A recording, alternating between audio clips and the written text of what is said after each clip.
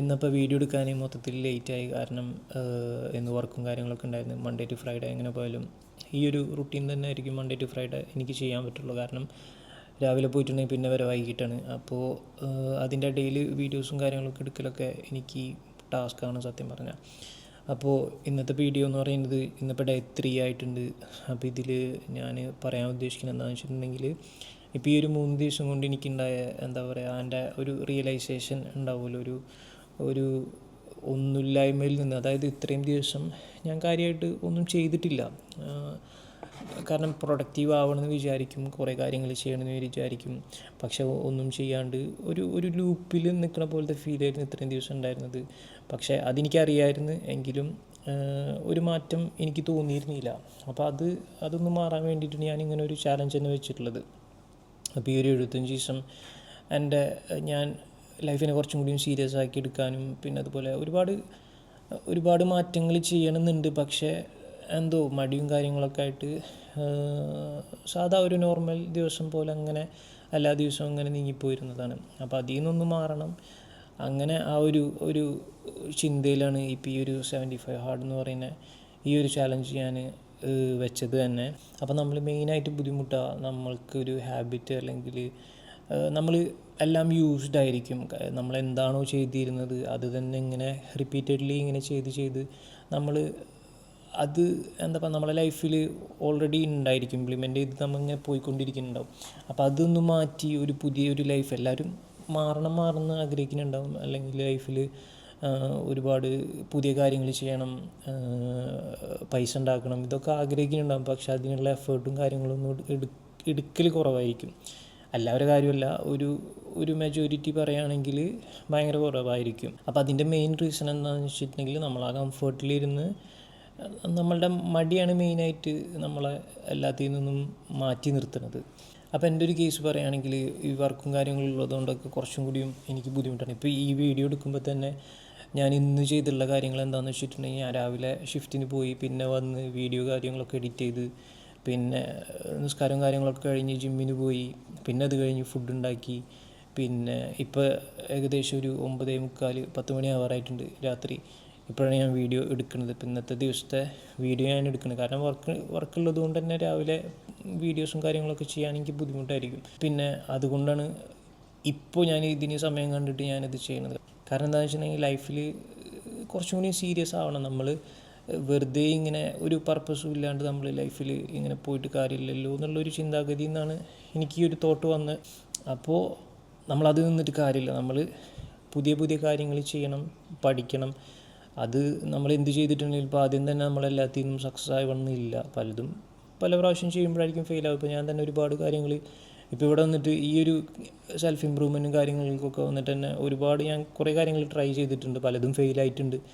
അതിങ്ങനെ നമ്മളെ ലൈഫിൽ അത് പോവും എന്നുള്ളൊരു രീതിയിൽ നിൽക്കണം. എപ്പോഴെങ്കിലും നമുക്കൊരു ദിവസം പടച്ചവൻ അതിൻ്റെ ഒരു സക്സസ് കൊണ്ടുതരും. ഇപ്പോൾ ഒരു ഫെയിലിയർ ഉണ്ടായിട്ടുണ്ടെങ്കിൽ തന്നെ അതിൽ നിന്ന് പല കാര്യങ്ങളും നമ്മൾ പഠിക്കും. നമ്മളെ ലൈഫിൽ ഒരുപാട് കാര്യങ്ങൾ നമുക്ക് അതിൽ നിന്ന് പഠിക്കാനുണ്ടാവും. പുതിയ നമ്മളെവിടെയും പഠിക്കാത്ത കുറേ കാര്യങ്ങൾ ആ ഒരു ജേണിയിൽ കൂടെ നമ്മൾ പഠിക്കും. അപ്പോൾ നമ്മളെപ്പോഴും ആംബിഷ്യസ് ആയിരിക്കണം ലൈഫിൽ. എപ്പോഴും വെറുതെ ഒരു പർപ്പസ് ഇല്ലാണ്ട്, അല്ലെങ്കിൽ ജസ്റ്റ് ഒരു നോർമൽ ഡേ ഇങ്ങനെ പോയിക്കൊണ്ടിരിക്കുന്ന പോലെ ഉള്ള അങ്ങനെ ഒരു വ്യക്തിത്വത്തിൽ നിന്ന് മാറണം. ഇപ്പോൾ നമ്മൾ എപ്പോഴും നമ്മളെ ഗ്രോത്തിന് വേണ്ടിയിട്ട് നമ്മൾ ആഗ്രഹിക്കണം.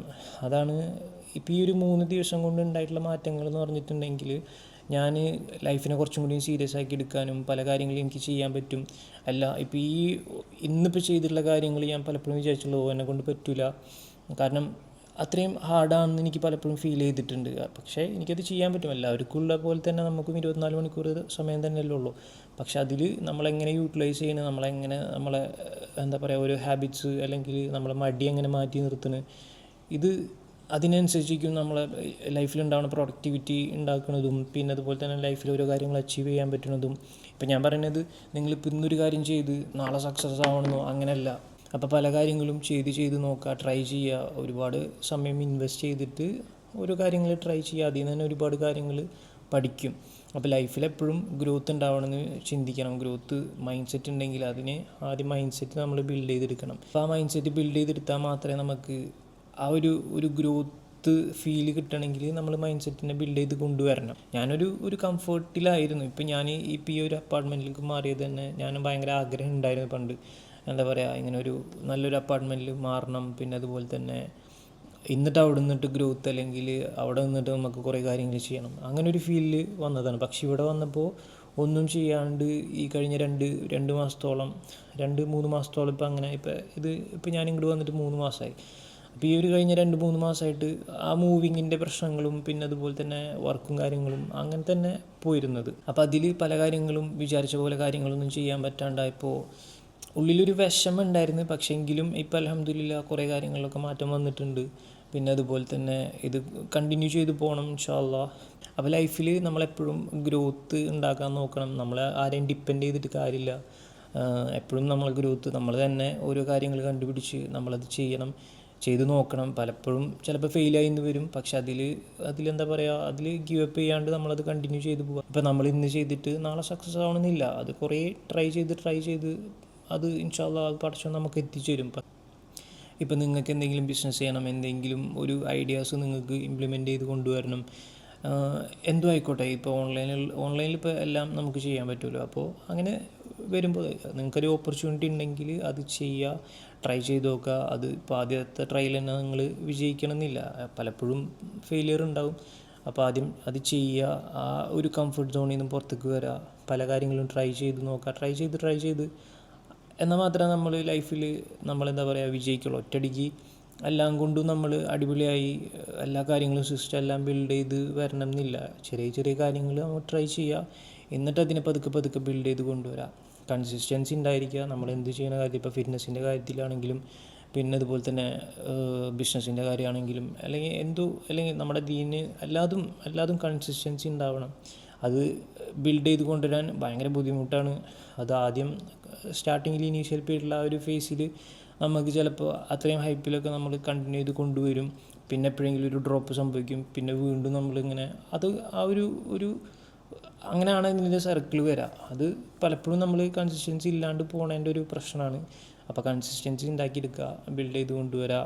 പിന്നെ അതുപോലെ തന്നെ വർക്ക് ചെയ്യുക, അതിന് വേണ്ടിയിട്ട് വർക്ക് ചെയ്യുക. ലൈഫിൽ നമ്മളത് അച്ചീവ് ചെയ്യാൻ വേണ്ടിയിട്ട് വർക്ക് ചെയ്യുക. എപ്പോഴും നമ്മൾ ഒരു 5 വർഷം അല്ലെങ്കിൽ ഒരു 10 വർഷത്തെ ഗോൾ നമ്മൾ സെറ്റ് ചെയ്ത് വെക്കുക. അപ്പോൾ അതിൽ നിന്ന് തന്നെ നമുക്ക് ഒരുപാട് കാര്യങ്ങളിലും ഒരുപാട് ഫോക്കസും നമുക്ക് ബിൽഡ് ചെയ്യാൻ പറ്റും.